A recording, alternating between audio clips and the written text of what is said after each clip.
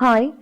ഇന്ന് നമുക്ക് നോക്കാനുള്ള SCRT ചാപ്റ്റർ എന്ന് പറയുന്നത് ഏതാണ്? സമുദ്രങ്ങളിലൂടെ. അതായത് സോഷ്യൽ സയൻസ് 6ാം ക്ലാസ് സോഷ്യൽ സയൻസ് പാർട്ട് 2ലെ 10ാമത്തെ ചാപ്റ്റർ ആയിട്ടുള്ള സമുദ്രങ്ങളിലൂടെ എന്നൊരു ചാപ്റ്റർ ആണ്. എന്തൊക്കെയാണ് ഇതിൽ പറയുന്നത് നോക്കിയാലോ നമുക്ക്.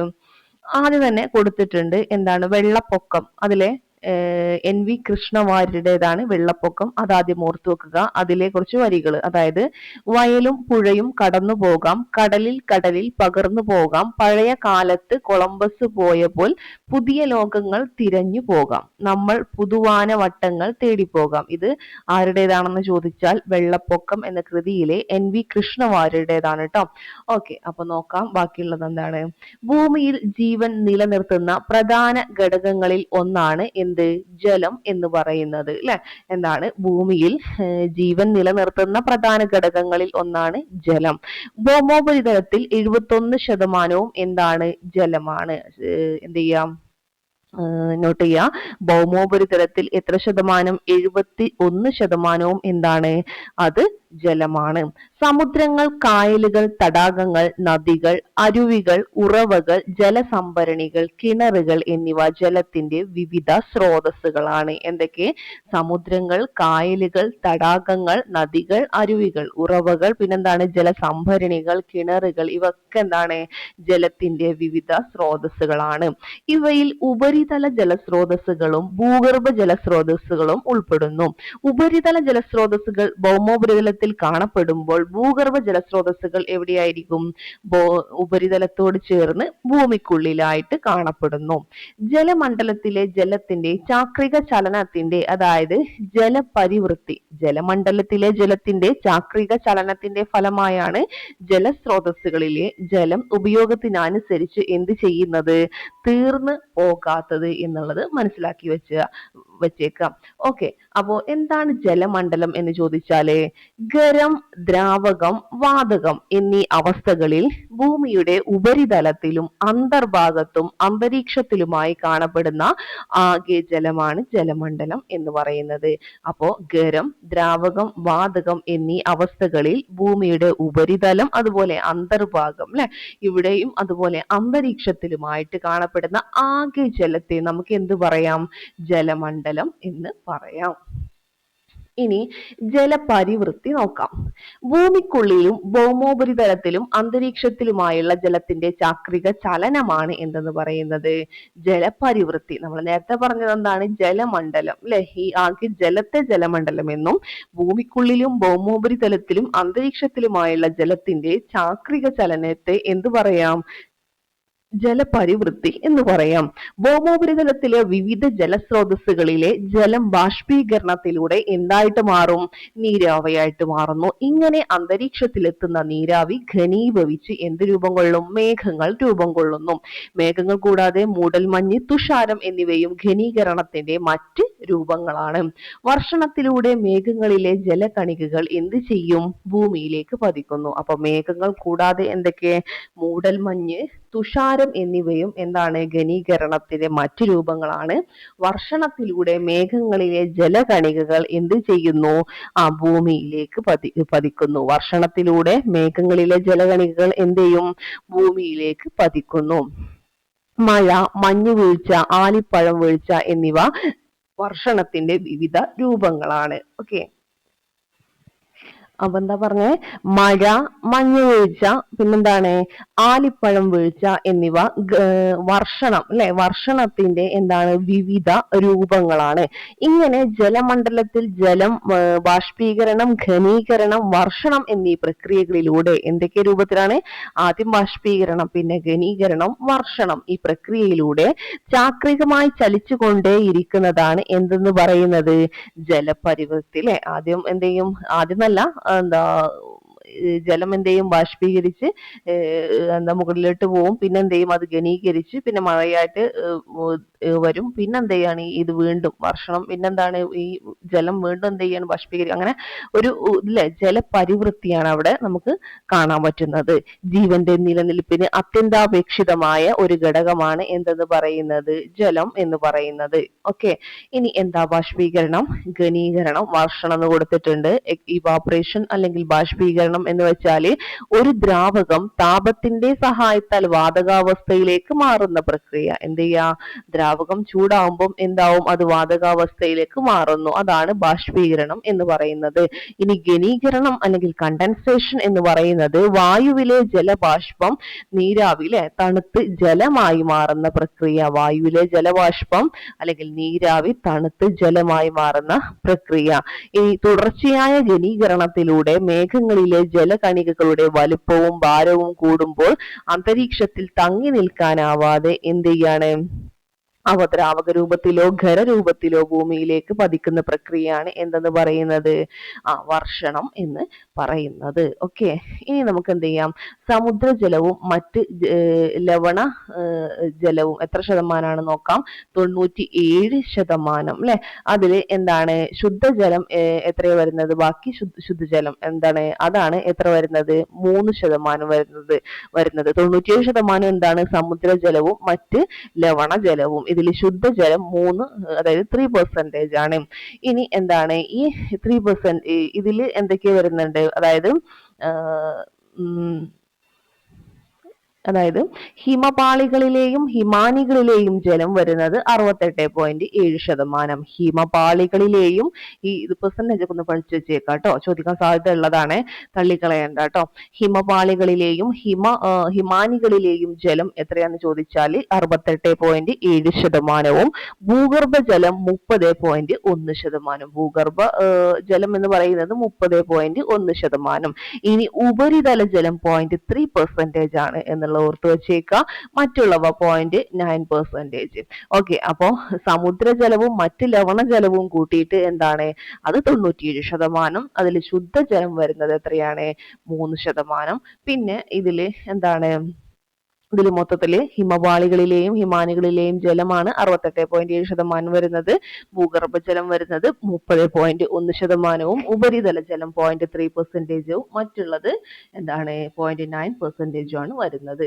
ഭൂമിയിലെ ജലത്തിന്റെ 97%, അപ്പൊ എന്താണെന്ന് മനസ്സിലാക്കാം, ലവണജലമാണ് എന്നുള്ളത് നമുക്ക് മനസ്സിലാക്കാം. അപ്പൊ 97% എന്താണ്, ലവണ ജലമാണ്.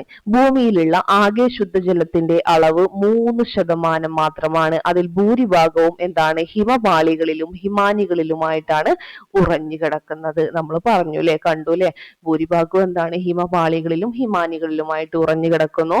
ജീവജാലങ്ങൾക്ക് എന്താണ് ജീവജാലങ്ങൾക്ക് ഉപയോഗിക്കാൻ ലഭ്യമായ ശുദ്ധജലത്തിന്റെ അളവ് വളരെ പരിമിതമാണ്.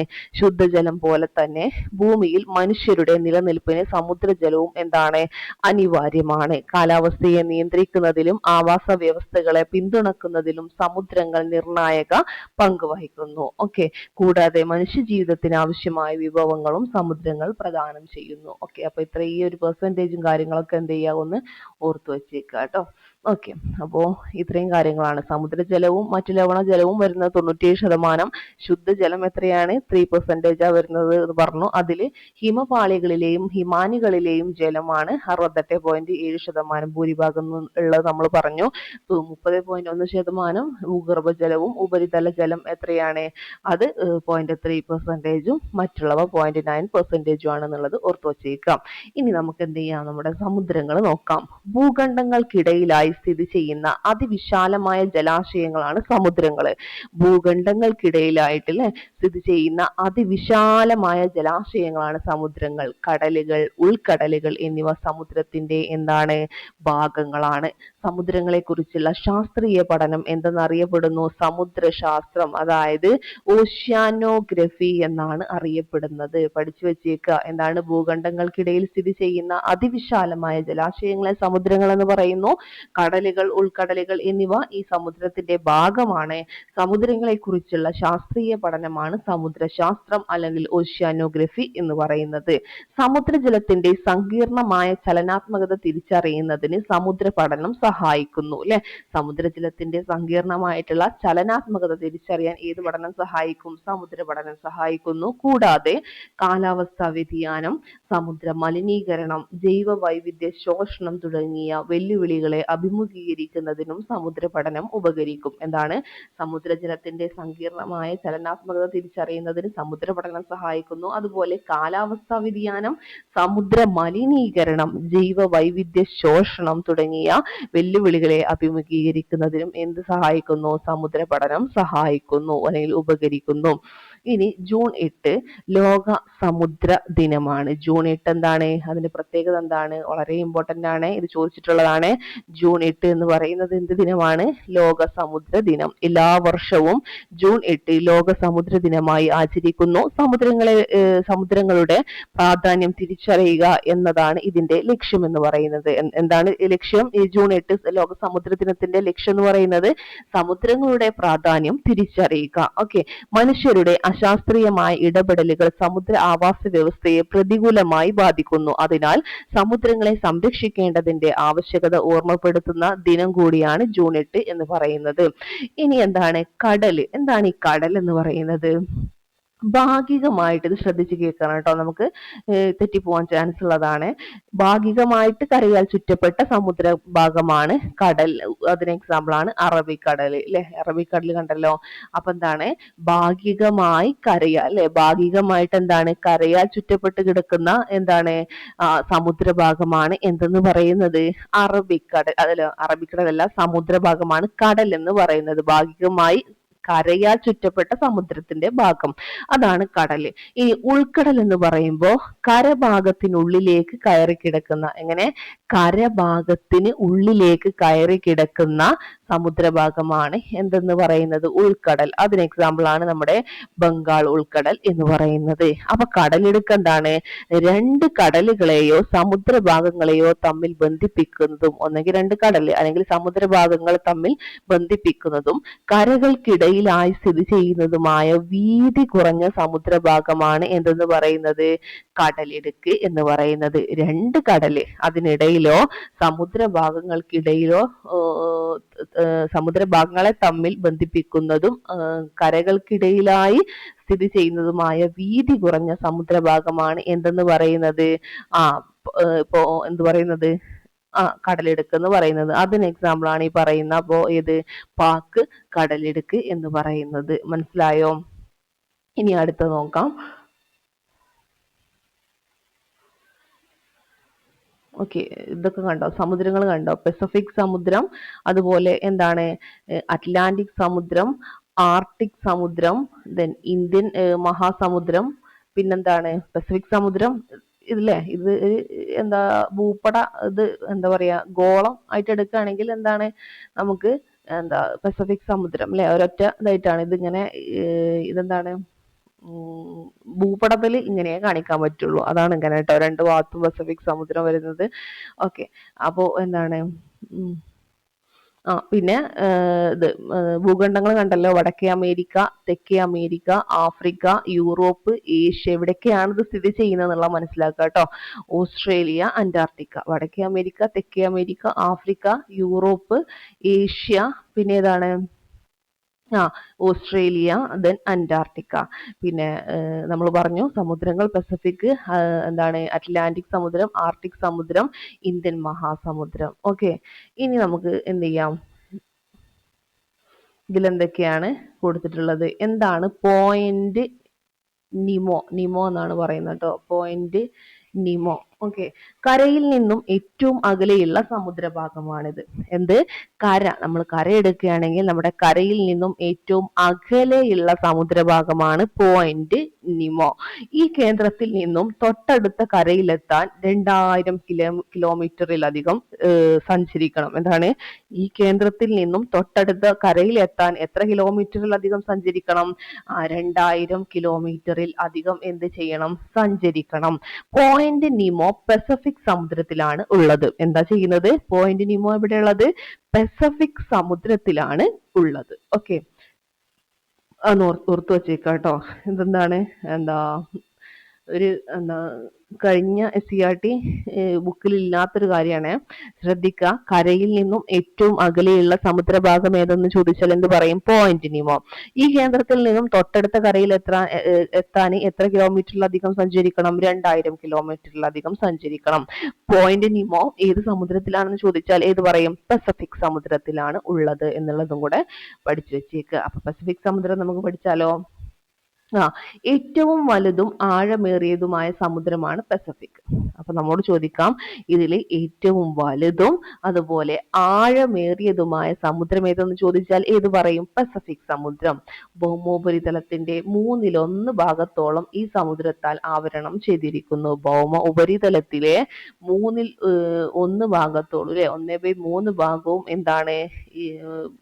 എന്താ വരുന്നത്? പസഫിക് സമുദ്രമാണ് വരുന്നത് എന്നുള്ളത് ഓർത്തു വെച്ചേക്കുക. ഓക്കെ, ഇനി എന്താ പറയുന്നത്?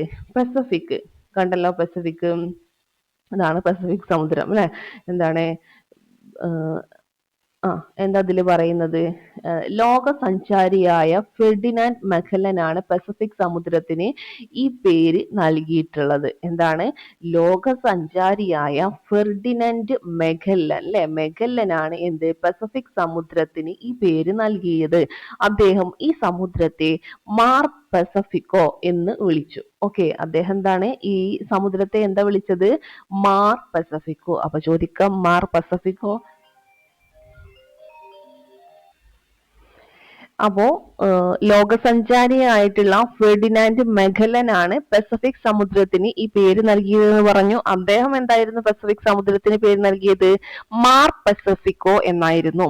ഈ വാക്കിന് ശാന്തം എന്നാണ് അർത്ഥം വരുന്നത്. അറ്റ്ലാന്റിക് സമുദ്രത്തേക്കാൾ ശാന്തമാണ് എന്തെന്ന് പറയുന്നത്? പസഫിക് സമുദ്രം എന്ന് തോന്നിയത് കൊണ്ടാണ് അദ്ദേഹം എന്ത് ചെയ്തത്? ആ പേര് നൽകിയിട്ടുള്ളത്. ഓക്കെ, ഏറ്റവും കൂടുതൽ ദ്വീപുകൾ കാണപ്പെടുന്നത് ഏത് സമുദ്രത്തിലാണപ്പോ? പസഫിക് സമുദ്രത്തിലാണ്. ഓക്കെ, ഇതൊക്കെ നമ്മുടെ സമുദ്രങ്ങൾ എന്നുള്ളതൊക്കെ നമ്മുടെ ടോപ്പിക്കിൽ വരുന്ന കാര്യങ്ങളാണ്.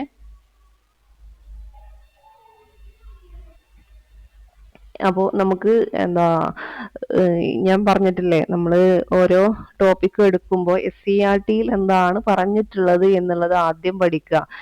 എന്താ 90% SCERTയിൽ നിന്ന് തന്നെ വരാനാണ് സാധ്യത. ഓക്കെ, അപ്പോൾ നിങ്ങൾ എന്ത് ചെയ്യുക, ഇതിന് കുറച്ച് മുൻതൂക്കം കൊടുത്തിട്ട് ഇതിലുള്ള കാര്യങ്ങൾ, ഇതിൽ വളരെ കുറച്ച് കാര്യം പറയുന്നുള്ളൂ, ആ കാര്യങ്ങളെങ്കിലും എന്ത് ചെയ്യണം, നമ്മൾ കൃത്യമായിട്ട് പഠിച്ചു വെച്ചേക്കണം. ഓക്കെ, പിന്നെ ബാക്കിയുള്ളത് നമ്മൾ എന്ത് ചെയ്താൽ മതി? റാങ്ക് ഫയലൊക്കെ തേടി പോയാൽ മതി എന്നുള്ളതാണ്. ഇത് പഠിച്ചു കഴിഞ്ഞിട്ടുള്ള പഠനം മതി ബാക്കിയുള്ളത്. ഓക്കെ, അപ്പോൾ അങ്ങനെയാണ് കേട്ടോ. അപ്പൊ എന്ത് ചെയ്യുക, ഇതിലുള്ളത്, അതായത് ഇപ്പൊ പറഞ്ഞിട്ടുള്ളത് എന്താ? ഏറ്റവും കൂടുതൽ ദ്വീപുകൾ കാണപ്പെടുന്നത് ഏത് സമുദ്രത്തിലാണ്? ഇതൊക്കെ PYQ ആണ്. ഏതിലാണ്? പസഫിക് സമുദ്രത്തിലാണ്. ഫിലിപ്പീൻസ്, ജപ്പാന്, ഹവായി, ന്യൂസിലാൻഡ് എന്നിവയാണ് സമുദ്രത്തിലെ ചില പ്രധാന ദ്വീപ സമൂഹങ്ങൾ എന്ന് പറയുന്നത്. ഏതൊക്കെ? ഫിലിപ്പീൻസ്, ജപ്പാന്, ഹവായി, ന്യൂസിലാൻഡ് ഇവയാണ് സമുദ്രത്തിലെ ചില പ്രധാന ദ്വീപ സമൂഹങ്ങൾ. ഫിലിപ്പീൻസ് ഏതിലാണപ്പോ? ഈ എന്താണ് ദ്വീപ സമൂഹമാണ്. ജപ്പാന്, ഹവായി, ന്യൂസിലാൻഡ്, അല്ലെ, ഇവയാണ് ഈ സമുദ്രത്തിലെ ചില പ്രധാന ദ്വീപ സമൂഹങ്ങൾ. പസഫിക് സമുദ്രത്തിന്റെ ഭാഗമായ മരിയാന ട്രെഞ്ചിലെ ചലഞ്ചർ ഗർത്തമാണ് ലോകത്തിലെ ഏറ്റവും ആഴമേറിയ ഭാഗം. ഓക്കെ, ഇമ്പോർട്ടന്റ് ആണ്. പസഫിക് സമുദ്രത്തിന്റെ ഭാഗമാണ് ഏതെന്ന് പറയുന്നത്? Mariana trench. ഇവിടുത്തെ ചലഞ്ചർ ഗർത്തമാണ് ലോകത്തിലെ ഏറ്റവും ആഴമേറിയ ഭാഗം എന്ന് പറയുന്നത്. നിരവധി ഗർത്തങ്ങളും സജീവ അഗ്നിപർവ്വതങ്ങളും ഈ സമുദ്രത്തിലെ സവിശേഷതകളാണ്. ഒരുപാട് ഗർത്തങ്ങളുണ്ട്, സജീവ പർവ്വതങ്ങൾ, ഇതൊക്കെ എന്താണ്? ഇവിടുത്തെ ഈ സമുദ്രത്തിലെ എന്താണ്? സവിശേഷതകളാണ് എന്നുള്ളത് മനസ്സിലാക്കി വെച്ചേക്കുക. ഇനി എന്താണ് നമുക്ക് നോക്കാനുള്ളത്? അറ്റ്ലാന്റിക് സമുദ്രമാണ്, അല്ലെ. അപ്പോ ടൈറ്റൻ അന്തർവാഹിനി തകർന്നടിഞ്ഞു. നോക്കാം നമുക്ക് അതിലെന്താ പറയുന്നത് എന്നുള്ളത്. വാഷിംഗ്ടൺ, എന്താണ്? വാഷിംഗ്ടണിലാണ് എന്ത്? മാതൃപേടകമായ പോളാർ പ്രിൻസ് കപ്പലുമായുള്ള ആശയവിനിമയ ബന്ധം നഷ്ടപ്പെട്ടതിന് പിന്നാലെ, മാതൃപേടകമായിട്ടുള്ള പോളാർ പ്രിൻസ് കപ്പലുമായുള്ള ആശയവിനിമയ ബന്ധം നഷ്ടപ്പെട്ടതിന് പിന്നാലെ സമുദ്രപേടകമായ ടൈറ്റൻ തകർന്നടിഞ്ഞു. 1912 അറ്റ്ലാന്റിക് സമുദ്രത്തിൽ മുങ്ങിപ്പോയ ടൈറ്റാനിക് എന്ന ആഡംബര കപ്പലിന്റെ അവശിഷ്ടങ്ങൾ കാണാൻ സമുദ്രത്തിന്റെ അടിത്തട്ടിലേക്ക് യാത്ര തിരിച്ച 5 അംഗ സംഘമാണ് അപകടത്തിൽപ്പെട്ടത് അല്ലെ. ഒരു ന്യൂസ് ആണ് ഇതിൽ കാണുന്നത്. അപ്പൊ നോക്കാം നമുക്ക് ഒന്നുകൂടെ. വാഷിംഗ്ടൺ എന്താണ് മാതൃപേടകമായ പോളാർ പ്രിൻസ് കപ്പലുമായുള്ള ആശയവിനിമയ ബന്ധം നഷ്ടപ്പെട്ടതിന് പിന്നാലെ സമുദ്ര പേടകമായ ടൈറ്റൻ തകർന്നടിഞ്ഞു. ഇനി എന്താണ് 1912 അറ്റ്ലാന്റിക് സമുദ്രത്തിൽ മുങ്ങിപ്പോയ ടൈറ്റാനിക് എന്ന ആഡംബര കപ്പലിന്റെ അവശിഷ്ടങ്ങൾ കാണാൻ സമുദ്രത്തിന്റെ അടിത്തട്ടിലേക്ക് യാത്ര തിരിച്ച 5 അംഗ സംഘമാണ് എന്ത് ചെയ്തത്, അപകടത്തിൽപ്പെട്ടത്. വലുപ്പത്തിൽ 2ാം സ്ഥാനത്തുള്ള സമുദ്രമാണ് എന്തെന്ന് പറയുന്നത്, അറ്റ്ലാന്റിക് സമുദ്രം. ഫസ്റ്റ് നമ്മൾ പസഫിക് സമുദ്രം എന്ന് പറഞ്ഞു. ഇംഗ്ലീഷ് അക്ഷരമാലയിലെ എസ്സിനോട് ഉള്ളതാണ് ഏതെന്ന് പറയുന്നത്, ഇതിന്റെ ആകൃതി. ലോകത്തിലെ ഏറ്റവും തിരക്കേറിയ സമുദ്രപാത അറ്റ്ലാന്റിക് സമുദ്രത്തിലാണ് ഉള്ളത്. ഓക്കെ, ഇത് കണ്ടല്ലോ, അറ്റ്ലാന്റിക് സമുദ്രം കണ്ടല്ലോ അല്ലെ, അറ്റ്ലാന്റിക് സമുദ്രമാണ്. അപ്പൊ എന്താണ്, ഇംഗ്ലീഷ് അക്ഷരമാലയിലെ എസ്സിനോട് എന്തുള്ളതാണ്, സാമ്യമുള്ളതാണ് ഇതിന്റെ ആകൃതി എന്ന് പറഞ്ഞു. ലോകത്തിലെ ഏറ്റവും തിരക്കേറിയ സമുദ്രപാത അറ്റ്ലാന്റിക് സമുദ്രത്തിലാണുള്ളത്. സമുദ്രത്തിന്റെ മധ്യഭാഗത്തായി സ്ഥിതി ചെയ്യുന്ന സമുദ്രാന്തർ പർവ്വതനിരയായ മധ്യ അറ്റ്ലാന്റിക് പർവ്വതനിര ഇതിന്റെ മറ്റൊരു പ്രത്യേകതയാണ്. അപ്പോൾ സമുദ്രത്തിന്റെ മധ്യഭാഗത്തായിട്ട് സ്ഥിതി ചെയ്യുന്ന സമുദ്രാന്തർ പർവ്വതനിരയായ മധ്യ അറ്റ്ലാന്റിക് പർവ്വതനിര എന്താണ്, മധ്യ അറ്റ്ലാന്റിക് പർവ്വതനിര ഇതിന്റെ മറ്റൊരു പ്രത്യേകതയാണ്. എന്താ പ്രത്യേകത, സമുദ്രത്തിന്റെ മധ്യഭാഗത്തായിട്ട് സ്ഥിതി ചെയ്യുന്ന സമുദ്രാന്തർ പർവ്വതനിരയാണ് ഏതെന്ന് പറയുന്നത്, മധ്യ അറ്റ്ലാന്റിക് പർവ്വതനിര. പ്യൂർട്ടോറിക്ക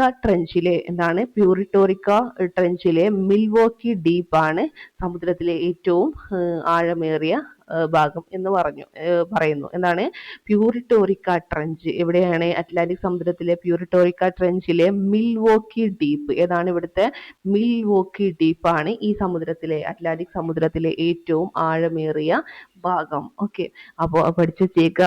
അപ്പൊ നമ്മൾ പസഫിക് സമുദ്രത്തിന്റെ കാര്യം പറഞ്ഞപ്പോൾ ഏതാ പറഞ്ഞത്, ചലഞ്ചർ ഗർത്തം അല്ലെ, അതാണ് ലോകത്തിലെ, അതായത് പസഫിക് സമുദ്രത്തിന്റെ ഭാഗമായ മരിയാന ട്രെഞ്ചിലെ ചലഞ്ചർ ഗർത്തമായിരുന്നു ലോകത്തിലെ ഏറ്റവും ആഴമേറിയ ഭാഗം. ഇനി അറ്റ്ലാന്റിക് സമുദ്രത്തിലാണെങ്കിൽ എന്താണ്, ഇത് പ്യൂർട്ടോറിക്ക ട്രെഞ്ചിലെ മിൽവോക്കി ഡീപ്പ് ആണ് സമുദ്രത്തിലെ ഏറ്റവും ആഴമേറിയ ഭാഗം.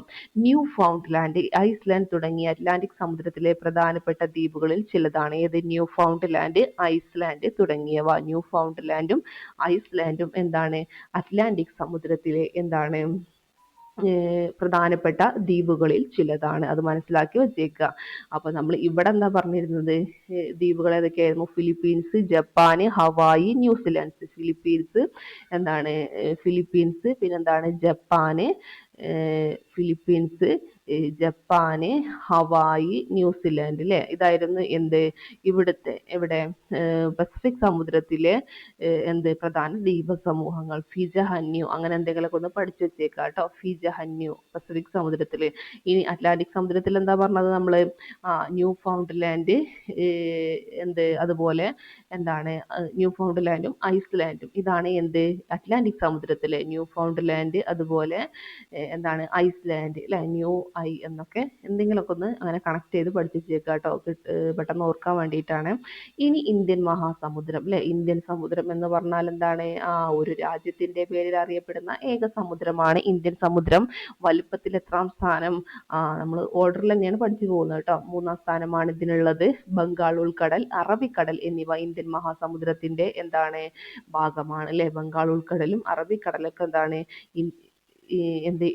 ഇന്ത്യൻ മഹാസമുദ്രത്തിന്റെ ഭാഗമാണ് എന്നുള്ളത് മനസ്സിലാക്കി വെച്ചേക്കുക.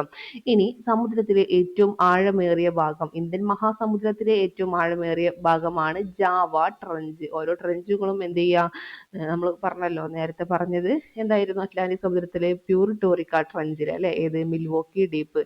ഇവിടെ ജാവ ട്രെഞ്ച്, അതുപോലെ ആൻഡമാൻ നിക്കോബാർ ദ്വീപുകൾ, ലക്ഷദ്വീപ്, മാലിദ്വീപ്, ശ്രീലങ്ക തുടങ്ങിയ ഇവിടുത്തെ പ്രധാനപ്പെട്ട ദ്വീപുകളാണ്. ഇത് പിന്നെ നമുക്ക് കോഡൊന്നും വേണ്ടി വരില്ല, എല്ലാവർക്കും അറിയാവുന്നതായിരിക്കും അല്ലെ. ആൻഡമാൻ നിക്കോബാർ ദ്വീപുകൾ, ലക്ഷദ്വീപ്, മാലിദ്വീപ്, ശ്രീലങ്ക ഇവിടുത്തെ പ്രധാന ദ്വീപുകളാണ്. മലാക്ക കടലിടുക്ക് ഇന്ത്യൻ മഹാസമുദ്രത്തെയും പസഫിക് സമുദ്രത്തെയും തമ്മിൽ ബന്ധിപ്പിക്കുന്നു. അപ്പൊ ഇന്ത്യൻ മഹാസമുദ്രത്തെയും പസഫിക് സമുദ്രത്തെയും ബന്ധിപ്പിക്കുന്നത്, ഇന്ത്യൻ മഹാസമുദ്രത്തെയും പസഫിക് സമുദ്രത്തെയും ചെയ്യുന്നത്, ബന്ധിപ്പിക്കുന്നത് ഏതാണ്? മലാക്ക കടലിടുക്കാണ്. ഓക്കെ, ഇന്ത്യൻ മഹാസമുദ്രം പസഫിക് സമുദ്രം ഏതാ ബന്ധിപ്പിക്കുന്നത്? മലാക്ക കടലിടുക്ക് കേട്ടോ. അല്ലെങ്കിൽ ഇത് എന്ത് ചെയ്യാ, ഇന്ത്യൻ മഹാസമുദ്രം പസഫിക് എഴുതുക, അതിനിടയിൽ ഒരു മാ കൊടുക്കുക, ഇമപ്പ. ഓക്കെ, അങ്ങനെ ഒന്ന് ജസ്റ്റ് ഒന്ന് ഓർത്ത് വെച്ചേക്കുക കേട്ടോ.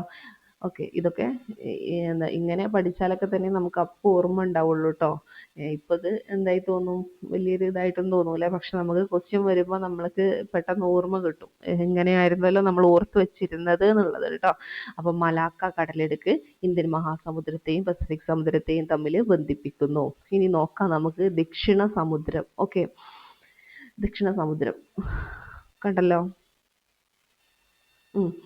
എന്താണ്? അന്റാർട്ടിക്കക്ക് എങ്ങനെ? അന്റാർട്ടിക്കക്ക് ചുറ്റുമായി എങ്ങനെ? എവിടെ അന്റാർട്ടിക്ക ഇവിടെ കാണുന്നേ? ഇതാ അല്ലെ അന്റാർട്ടിക്ക. അന്റാർട്ടിക്കക്ക് ചുറ്റുമായി ഏകദേശം 60 ഡിഗ്രി ദക്ഷിണ അക്ഷാംശം വരെ ദക്ഷിണ സമുദ്രം എന്ത് ചെയ്തിരിക്കുന്നു? വ്യാപിച്ചു കിടക്കുന്നു. ഓക്കെ, ആർട്ടിക് ഒഴികെ മറ്റെല്ലാ സമുദ്രങ്ങളുമായും അതിർത്തി പങ്കിടുന്ന ഈ സമുദ്രത്തിന്, ആർട്ടിക് ഒഴികെ എന്ത് ചെയ്യുന്നുണ്ട്? മറ്റെല്ലാ സമുദ്രഭാഗവുമായിട്ടും എന്ത് ചെയ്യുന്നുണ്ട്?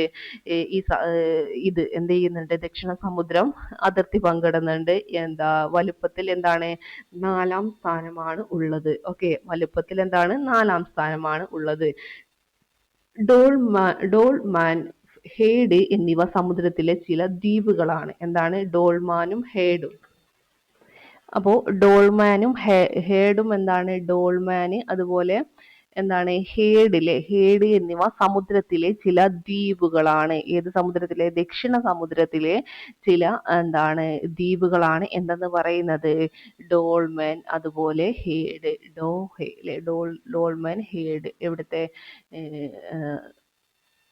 ഡോഹെ അങ്ങനെ എന്തെങ്കിലുമൊക്കെ ഒന്ന് കണക്ട് ചെയ്യാം കേട്ടോ. ഇനി ശരിക്ക് കോഡ് ഉണ്ടാക്കാനൊന്നും എനിക്കറിയില്ല കേട്ടോ, അധിക കോഡൊന്നും.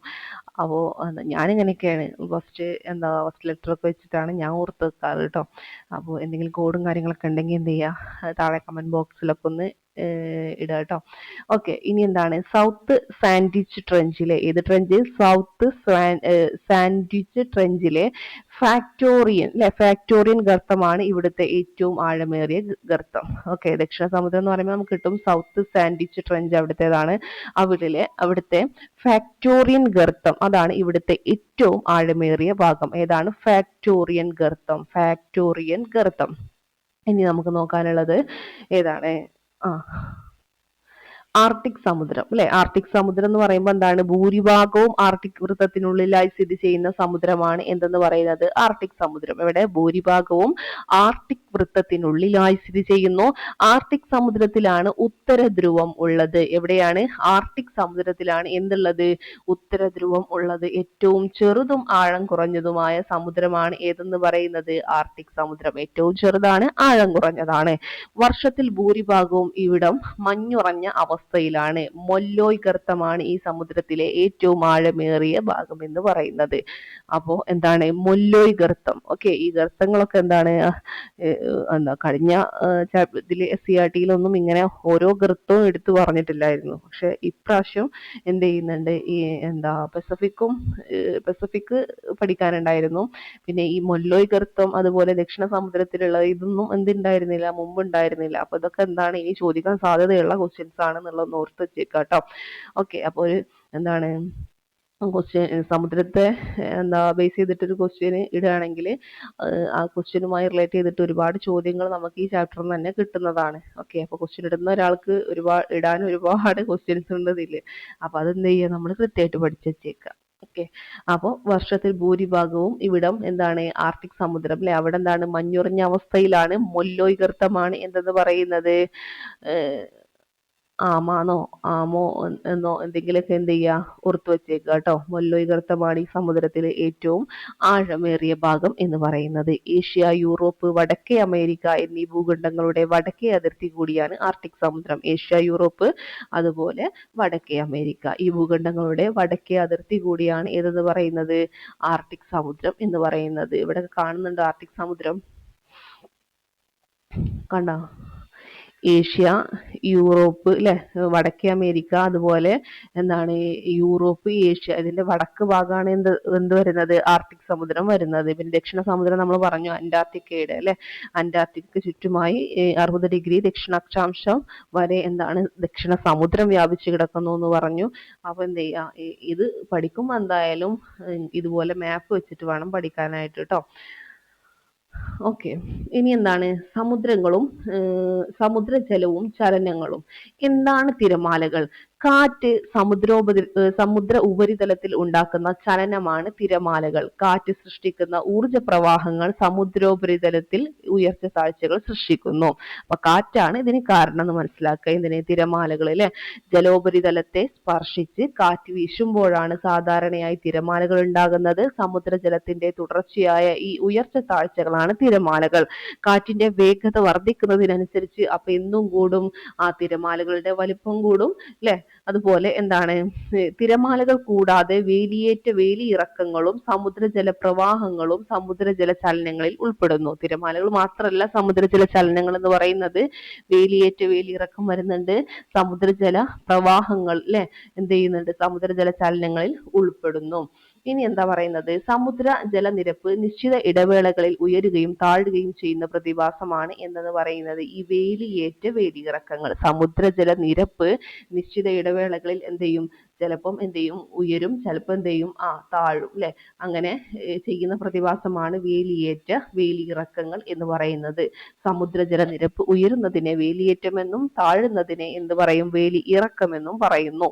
സമുദ്രജലം കിലോമീറ്ററുകളോളം നദികളെ പോലെ സമുദ്രത്തിനുള്ളിലൂടെ ഒഴുകുന്നുണ്ട്.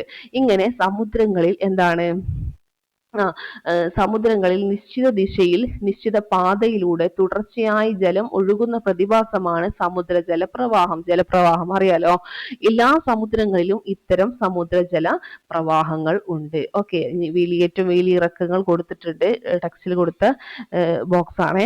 ചന്ദ്രന്റെയും സൂര്യന്റെയും ഗുരുത്വാകർഷണ ബലം, അപകേന്ദ്ര ബലം എന്നിവ കാരണം. എങ്ങനെ, ചന്ദ്രനും സൂര്യനും അല്ലെ, ചന്ദ്രന്റെയും സൂര്യന്റെയും ഗുരുത്വാകർഷണ ബലം, അപകേന്ദ്ര ബലം എന്നിവ കാരണം സമുദ്രജലനിരപ്പ് ഉയരുകയും താഴുകയും ചെയ്യുന്നതാണ് വേലിയേറ്റവും വേലിയിറക്കവും. ഭൂമിയിൽ നിന്ന് ചന്ദ്രന് അഭിമുഖമായി വരുന്ന ഭാഗത്ത് ഗുരുത്വാകർഷണ ബലത്താലും വിപരീത വശത്ത് അപകേന്ദ്ര ബലത്താലും ഒരേ സമയം വേലിയേറ്റങ്ങൾ ഉണ്ടാകുന്നു. അപ്പൊ ശ്രദ്ധിക്കുക, ചന്ദ്രന്റെയും സൂര്യന്റെയും ഗുരുത്വാകർഷണ ബലം, അതുപോലെ അപകേന്ദ്ര ബലം എന്നിവ കാരണം സമുദ്രജലനിരപ്പ് ഉയരുക താഴുക, ഇതിനെയാണ് വേലിയേറ്റവും വേലിയിറക്കവും എന്ന് പറയുന്നത്. ഭൂമിയിൽ ചന്ദ്രന് അഭിമുഖമായിട്ട് വരുന്ന വശത്ത് ഗുരുത്വാകർഷണ ബലത്താലും എന്നാൽ വിപരീത വശത്ത് അപകേന്ദ്ര ബലത്താലും ഒരേ സമയം വേലിയേറ്റം ഉണ്ടാകുന്നു. ഈ സമയം ഭൂമിയിലെ മറ്റ് സമുദ്രഭാഗങ്ങളിൽ വേലിയിറക്കമാണ് അനുഭവപ്പെടുക. അവിടെ വേലിയേറ്റം അനുഭവപ്പെടുമ്പോൾ ഭൂമിയിലെ മറ്റ് സമുദ്രഭാഗങ്ങളിൽ എന്ത് ചെയ്യും, വേലിയിറക്കം അനുഭവപ്പെടുന്നു. ഓക്കെ, ഇനി സമുദ്രജല പ്രവാഹങ്ങൾ എന്താണ്, സമുദ്രങ്ങളിൽ നിശ്ചിത പാതയിലൂടെ സമുദ്രജലം തുടർച്ചയായിട്ട് ഒഴുകുന്ന പ്രതിഭാസമാണ് എന്തെന്ന് പറയുന്നത്, സമുദ്രജല പ്രവാഹം എന്ന് പറയുന്നത്. കാറ്റ് സമുദ്രജലത്തിന്റെ ഊഷ്മാവിലുണ്ടാകുന്ന വ്യത്യാസങ്ങൾ, അപ്പം കാറ്റ് അതുപോലെ സമുദ്രജലത്തിന്റെ ഊഷ്മാവിൽ ഉണ്ടാകുന്ന വ്യത്യാസങ്ങൾ, ലവണത്വത്തിലെ വ്യത്യാസങ്ങൾ, ഭൂമിയുടെ ഭ്രമണം തുടങ്ങിയവ സമുദ്രജല പ്രവാഹങ്ങൾക്ക് ചില കാരണങ്ങളാണ്. ഇതിൽ കാരണങ്ങളിൽ ഉൾപ്പെടുന്നത് ഏത്, ഉൾപ്പെടാത്തതെന്ന് ചോദിച്ചാൽ നമുക്ക് മനസ്സിലാക്കണം എന്തൊക്കെ സമുദ്രജല പ്രവാഹങ്ങൾക്ക് കാരണമാകാം.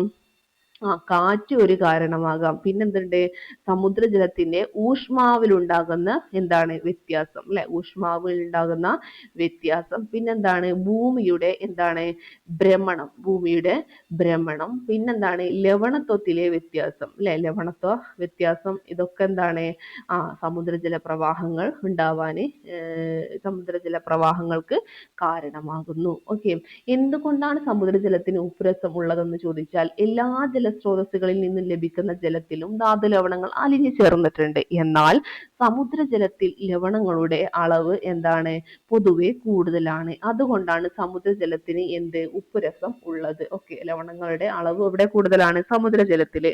അങ്ങനെ ജലത്തിൽ അലിഞ്ഞു ചേർന്നിട്ടുള്ള എല്ലാ ധാതു ലവണങ്ങളുടെയും മൊത്തം അളവാണ് എന്തെന്ന് പറയുന്നത്, ലവണത്വം എന്ന് പറയുന്നത്. ഓക്കെ, ഇനി സമുദ്രവും മനുഷ്യരും നോക്കാം. അമൂല്യമായ വിഭവങ്ങളുടെ ഉറവിടങ്ങളാണ് സമുദ്ര സമുദ്രങ്ങൾ പ്രാചീന കാലം മുതൽ മനുഷ്യർ സമുദ്രങ്ങളെ ഉപജീവനത്തിനായിട്ട് ആശ്രയിക്കുന്നു.